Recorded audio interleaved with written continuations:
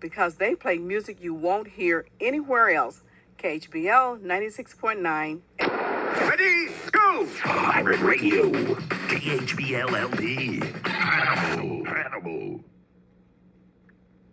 Good evening, Pirate fans, and welcome to our first broadcast of This Week in Hannibal Pirate Football. This is Mark Dell, and I got the whole KHBL posse with me this evening. Joel Booth is here, Joe Thomas, and our good friend Terry Sampson. Our special guest this evening, Hannibal head coach Jeff Geschwender. We've been talking about this all year long, getting ready for this Hannibal Pirate football season. We thought this would be a great opportunity to come down and visit Frozen Sippies. That's where we are, folks, in downtown Hannibal. Swing by and have a look. We'll be here for another half an hour or so, but we thought it would be a great opportunity to come down and have a little pizza and talk a little Pirate football. So, Coach, welcome, and I tell you, I'm excited. I know the boys have got to be just knocking heads as excited as they're going to be. Give us your impressions this week. What are you feeling? Boys are pretty wound up right now. You know, it's been a long off season. Right. Obviously last year didn't go the way we wanted to, but kids have had a chip on their shoulder all off season in the weight room and through these first handful of weeks of camp. So they're ready to unload. Yeah, how exciting is it that after all of the work that you guys have put in after all year long, that Friday night it's time to get in the ring and get it on. Yep, it is. And that's something we just keep reminding. Here, this is what you guys have been waiting for since the district championship last year. So, it's just all about making sure we're staying focused, staying grounded, and limiting mistakes. Because you look at last year's game versus Elias, we feel like we let one slip away from our own mistakes. So. That's been something we've really been pressing on this year, especially preparing for this game. Yeah, it's a big game, of course. We always open with Elias. There's nothing I enjoy more than beating the Catholics, especially if it's at their place. But it's been a couple of years. Catholics too, Mark. Forget this here. But yeah, it'd be nice to get especially the seniors. They haven't beaten the Elias. It's been 4 years since we've beaten them. Yep. 2021. So it'd be a big game. So Joe, what do you got this season? Coach, I kind of want to just ask a few questions here. I know Joel and Terry and myself and Mark kind of put together a little group of questions. I kind of shared them with you today. So it's basically like T-ball. So hit some dingers here for us. But essentially, do we have any new rules for high school football this year that's different than the norm? Not really as far as actual gameplay, but they are allowing full-time homeschool students to participate. Okay. There's have you got any of those? A lot of stuff here and there, you know what I mean, as far as that, a lot of ins and outs on how that has to work, but that is something that Misha voted on and approved. So, full-time homeschool or full-time virtual students can now participate in extracurricular sports. So, cool. We do have one, who's injured right now, a younger kid, but, we do have somebody that's been homeschooled and now he's coming out and plays football. So interesting. That's good. Excellent. Now, this is your 5th year as the Hannibal Pirate head coach here. Have you seen kind of a transition from your first year coming in as a head coach, and have you changed kind of coaching philosophies? If so, what have you done? Are we kind of on the same wagon? What how to get stuff done, or you're going to stick with it? No change in philosophy or, we come into every season pretty much with our, I feel like our coaching staff is very tight-knit as far as how we want to handle games, as far as philosophy and how we look at the entire game and how we want it to go. So, the philosophy and the expectations never change. I do not care who the players are. Every year, kids need to have it in their head that they're ready to compete for a conference championship, the district championship, play games, and playoffs. So, those expectations never change. I mean, it's expected as soon as they decide they want to play football. I'd say the biggest thing that's changed, and like I said, it's not really philosophy.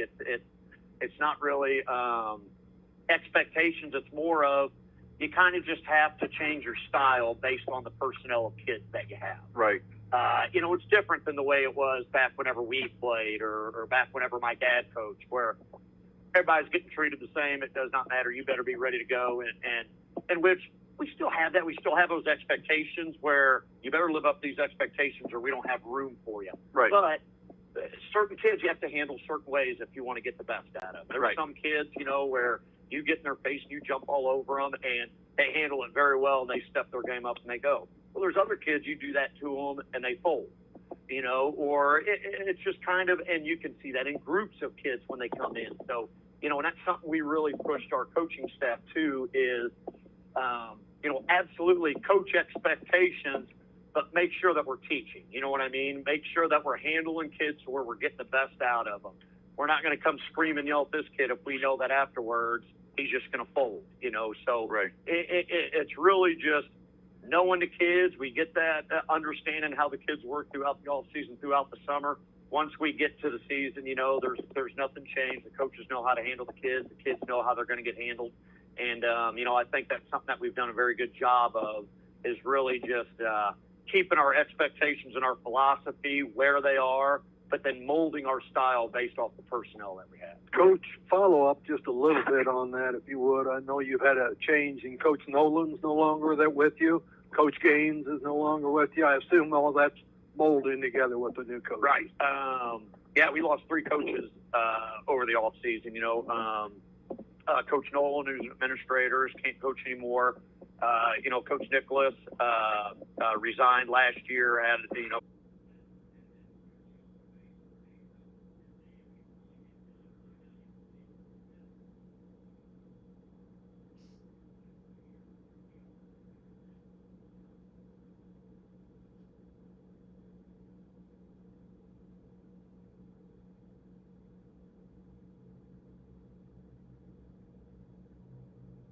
Wasn't going to be or in it as much, Coach Nicholas as well as I do. And if he can't be in it 100%, then he feels like it's a disservice to everybody. So he kind of took a little step back. We'll reevaluate that. I was pretty nervous going through the winter and approaching spring about who we were going to get to fill those spots, because the spots we lost, you can't just fill them with warm bodies. I mean, we needed some guys that were going to be varsity ready. So, we got a good group of new coaches on staff that, in my opinion, it could not have gone any better. I mean, they just fit right in, jumped right in the mold. They have the same expectations. We brought on David Arthod, who has had coaching experience in the past. He stepped away for a few years, but he's got coordinating experience in the past.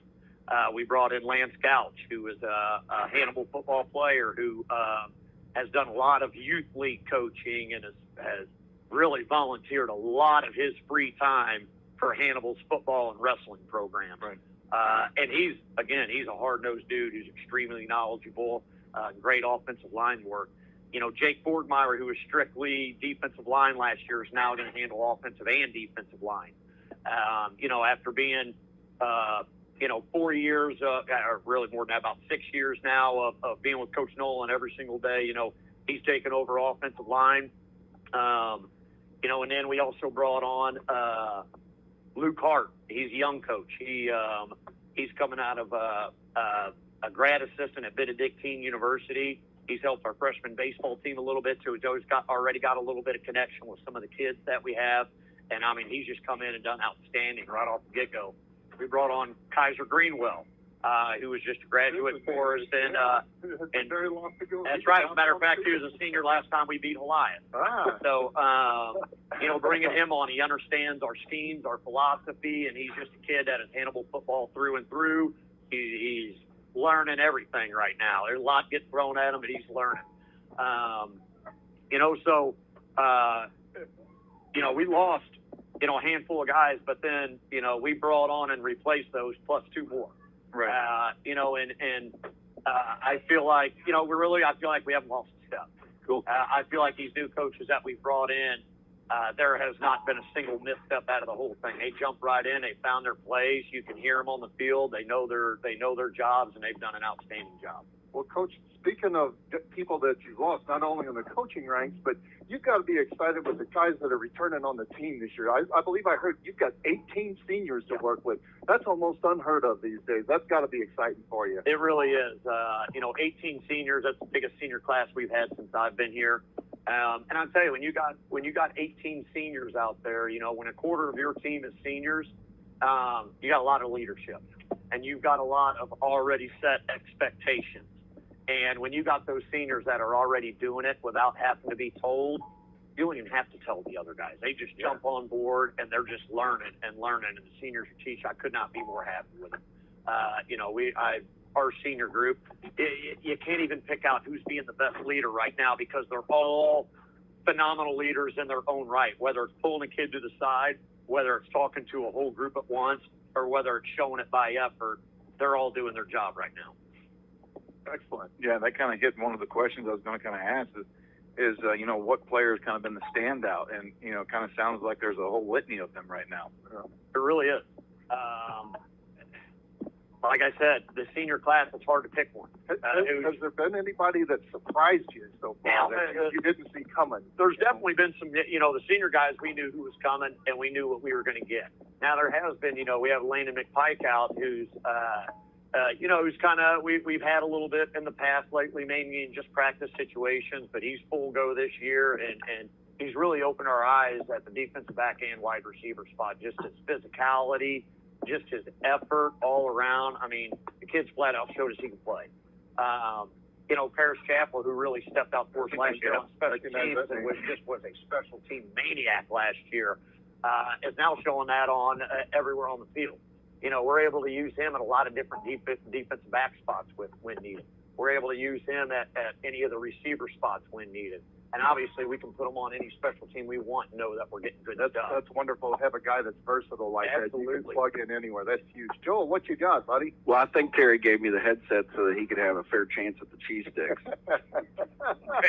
There's nothing wrong with that. Nothing wrong with that at all. I was able to come and watch you guys a little bit, and I noticed one thing about your defense, that it looks tough, and it looks like nails. Tell me if you got anybody that stepped up to be a leader on that side of the ball. All of them. Every single one of them. Yeah. Up front, our defensive line, obviously, Trey Hoskins is a big leader. Aiden Scott stepped into a leadership role. We got Patrick Arthod, Noah Brown that are taking defensive snaps. You know what I mean? And our big-time leaders, because we're going to need to use some of these guys.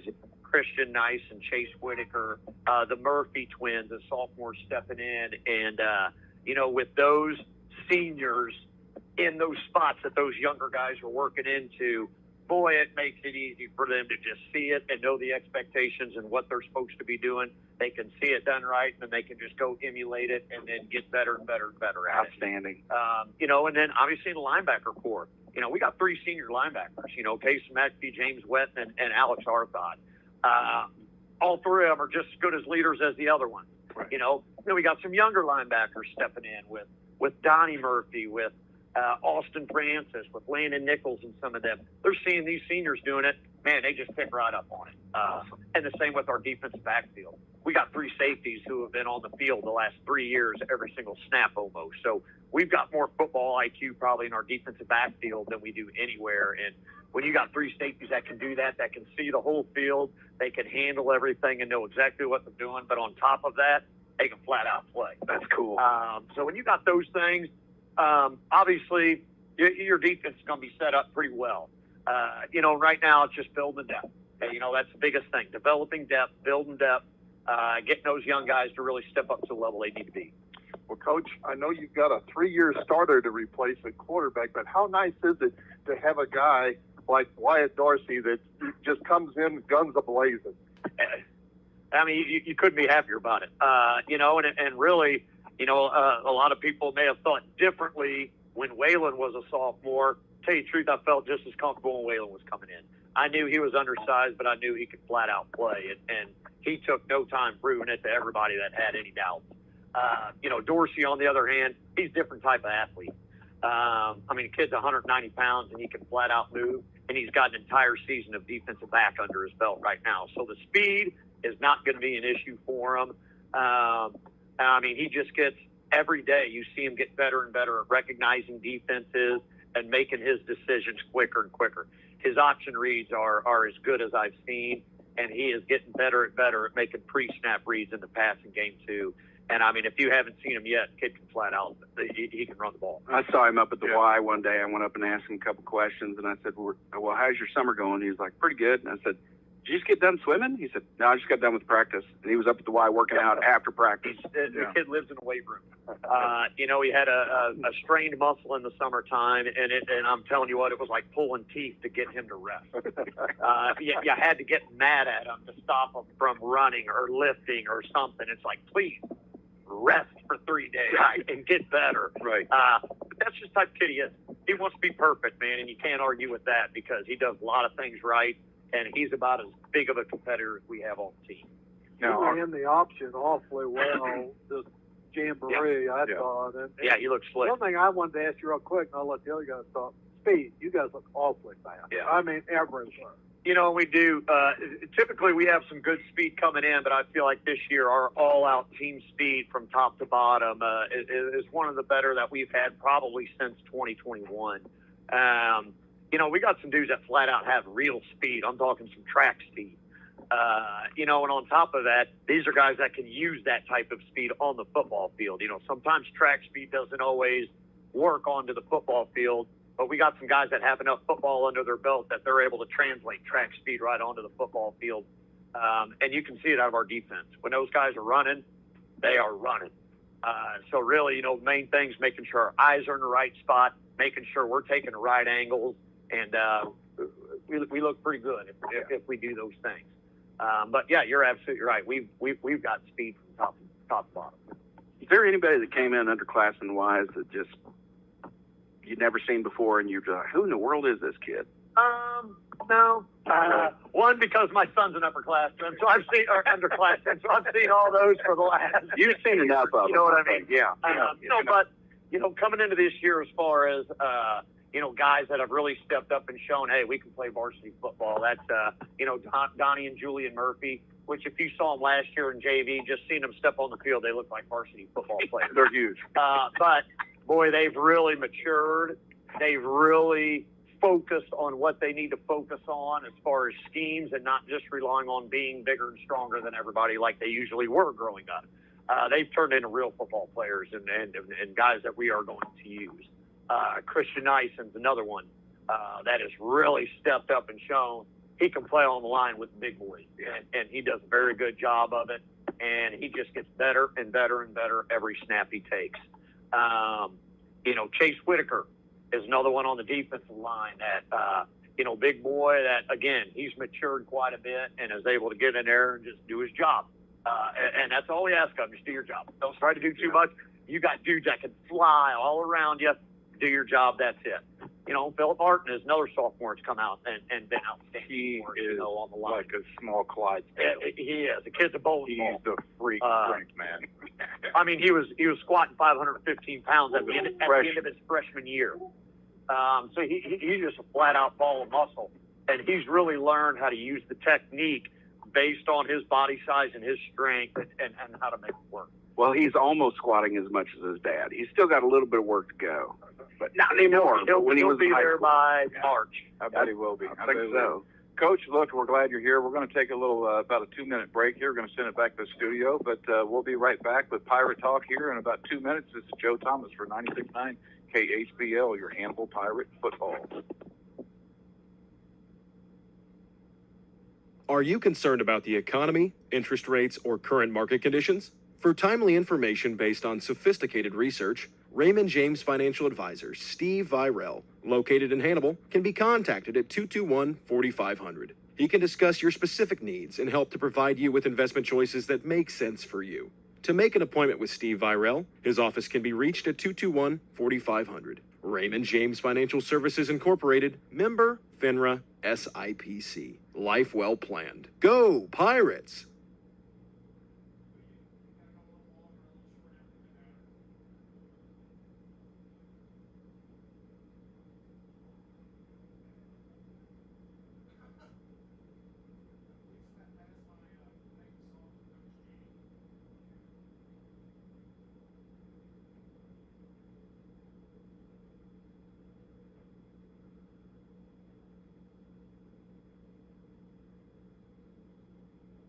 Crescent Jewelry has always been the Hannibal Pirates' #1 fan.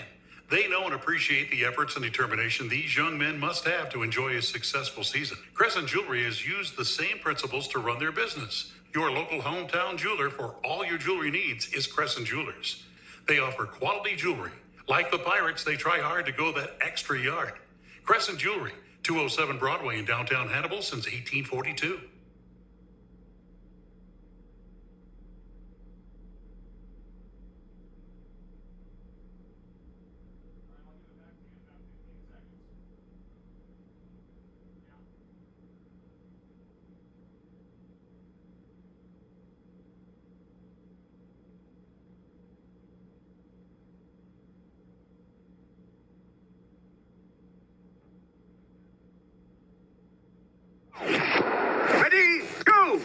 Pirate Radio.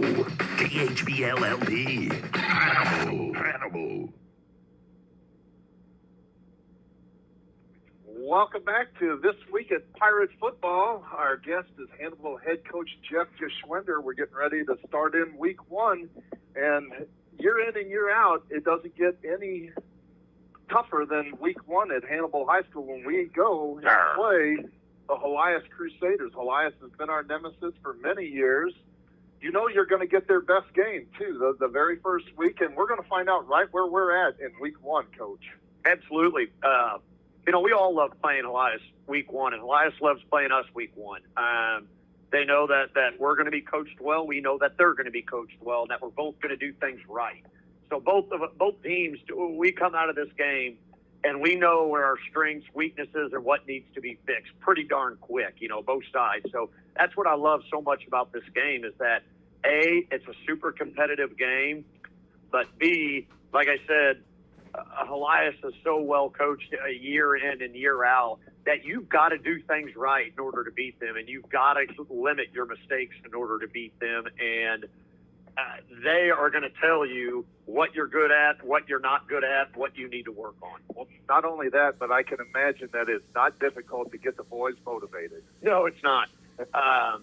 It is not, you know, and like I said, just the entire season of last year, the kids have a chip on their shoulder coming in, but again, we really feel like we let life slip by us last year on a few mistakes. So, like I said, they've been wound up all summer long, and you know they're ready to rip. So it's just going to be a case of staying grounded, not getting too high or not getting too low, and just doing our thing.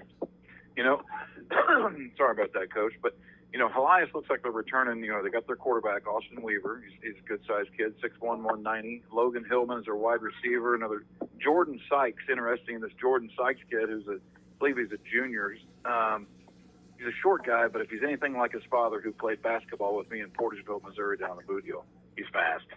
He's crazy fast. 5'10", 165. But they also have a giant tight end, just almost as big as our giant tight end at 6'5", and Alex Wood, 6'5", 240, that signed and committed to Illinois State down there at Helias. So, I mean, they've got some offensive punch, but I know that they're rebuilding their offensive line. As far as they've got specialty players coming back, but that line is kind of untested from what their coaches have stated down there. And then it sounds like the defensive line, too.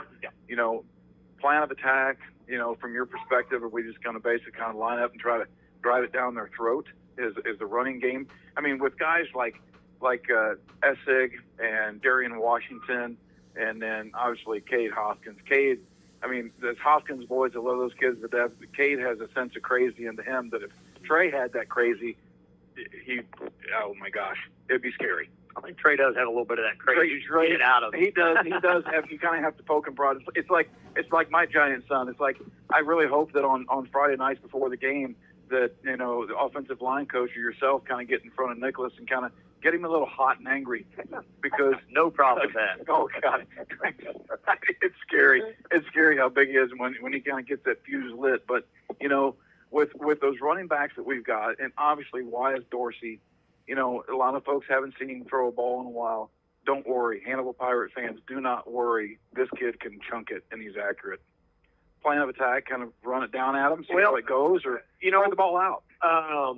Life's big. They're always big, and they are a little bit smaller than where they were last year and in the past, but they're still big.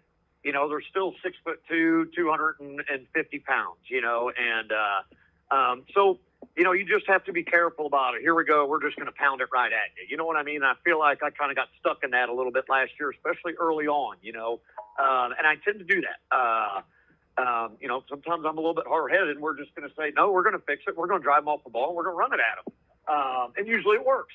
But, you know, sometimes it doesn't. But, you know, we feel like we really have some good speed on them this year. Seeing them on film, they're just not as fast as what they've shown before. And B, we're pretty fast. We're fast. So, you know, I think we really just need to be careful and have a good balance of catch them on the edge, now pound them. Pound them, catch them on the edge. You know what I mean? We just can't get stuck in, you know, here's the deal. We're just going to run it between the tackles every single play, but we also can't get stuck in, we're just going to try to pitch it and outrun you every play. So we really just have to be smart in how we set up our formations, how we're setting up our blocking angles and everything. And hopefully you see a good mixture of all of it. You should see some quick passes. We'll try to stretch the field a little bit early. We're going to try to get the edge early, but we're also going to pound it whenever we feel like we spread them out a little bit. So, yeah, they've got. Are they returning two of their All-State linebackers? They're returning three All-State linebackers. They're not overly big, fast. No. They're just good. That's just all there is to it. They read lines good. They tackle.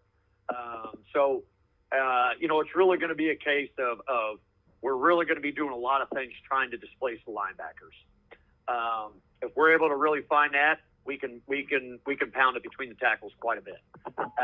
Now, if those linebackers are going to stay in the box, obviously we need to press the edge and we need to make those defensive backs make plays on our running backs. But the beautiful thing about our offense is we can run one play and get all of those things. Our option game, we can, if we're pulling the ball, we're hitting the edge and running. Otherwise, if they're going to leave the box open, we're handing the ball off. And that's the beautiful thing about option is you can catch them wrong no matter what. Well, I know I've heard in years past that for one reason or another, Elias is down this year. They're a little slower. They're a little smaller. And then next thing you know, we're there and we're down 2 scores early. So it's I always take that with a little bit of a grain of salt because I know we're getting their best game out of them. And just like you said, Coach, they've always got good athletes. They're well coached. And, yeah, it's going to be a big game. Elias was never down.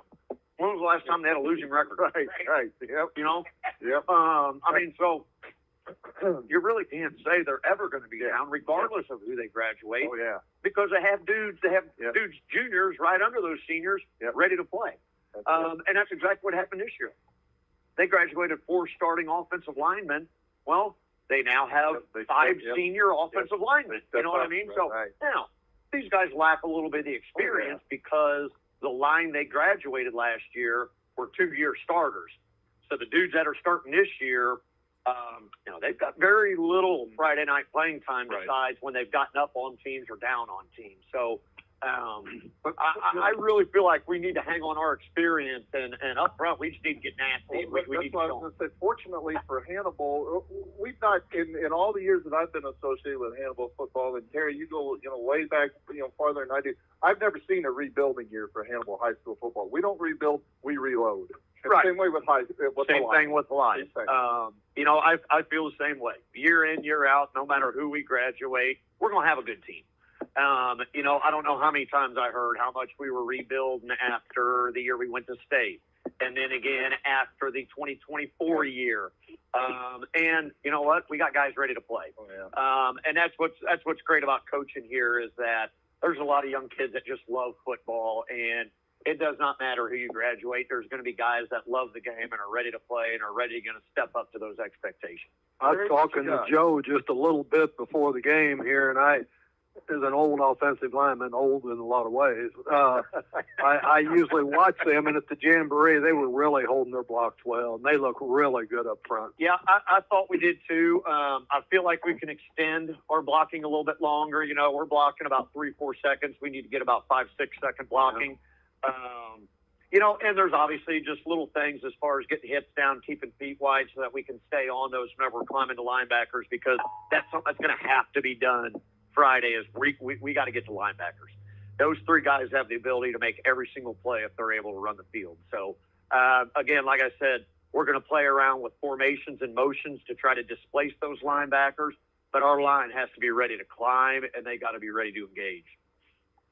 All right. Anybody, closing thoughts before we wrap it up there, Joe? Well, I tell you what, Elias has been so much fun just to kind of go down to that ball game. I know my first year on the mic here, sharing the microphone with you, Mark, up there in the booth was that year that we beat them, and 4 years ago or 5 years ago now. And, that was such a blast. Cortland Watson opened it up with passing. I think he had 300 yards passing that game. A.J. Thomas and Aeneas, they went off in that game too. This year, I really feel a special year coming out from these guys, these senior guys, including my kiddo. My kid has had a lot of the football team at my house this year. My wife and I, Becky, we feel like we're kind of like surrogate parents almost a little bit for the Hopkinses and the Arthurs and stuff in Parish Chapel, as much time as they spent over at the house, and Noah Brown. So it's kind of like the O-line side of the guys are at the Thomas household a lot. So I'm sure our grocery bill reflects that at times. But I think that everybody's really excited for the season this year. What's going to happen? But go Pirates is all I got to say, man. I'm super psyched about this. I'm pretty darn excited. I think you guys are going to not only put up a good show, but I think Elias is going to be a little surprised when you guys jump out there and punch him right in the teeth. The second part of that is, this is Elias. We got to travel to Jeff City. We're going to go right past the Banded Rooster on the way there. I already looked up their menu today. I'm ready for that peanut butter burger again. I think that's a good deal. Coach, we're excited to watch you. Anything should we crazy watch for this first week? Just watch us be physical. Just show up and ready to go. I'm telling you, our defense ready to hit people. So, and when you let them loose, man, they are fun to watch. So, it's just it's gonna be a fun game. It's gonna be a competitive game. One way or the other. It's going to be a fun one. This is one we always want to look forward to, and I feel like this is going to be a fun year. Well, I'm excited, Coach. All right. I'm super excited. Looking forward to next Tuesday from 6 to 6:30. You coming in, talking about the win from Elias and what we got looking forward for Lutheran St. Charles the following week. But Mark, you want to take it away? Yeah. So just like Joe was saying, folks, our plan is to be here every week on Tuesday evenings at Frozen Sippies on Broadway in Hannibal. Come down and join us. We'll have, you never know, special guests. We'll probably have the players of the game sit in, whoever's available on the coaching staff. Coach G was kind enough to sit in with us this evening. This is as informal as it gets, but we'll be here every week at 6 o'clock p.m. live on the air from Frozen Sippies. But before then, we've got a date Friday night, and we will have that game live for you right here on your home for Hannibal Pirate Football, KHBL 96.9 FM's. Our pregame show will be at 6:45, followed by a 7 o'clock kickoff. For my partners, Terry Sampson, Joel Booth, and Joe Thomas, and head coach Hannibal head coach Jeff Kishwinder, this is Mark Dow saying good night from Frozen Sippies.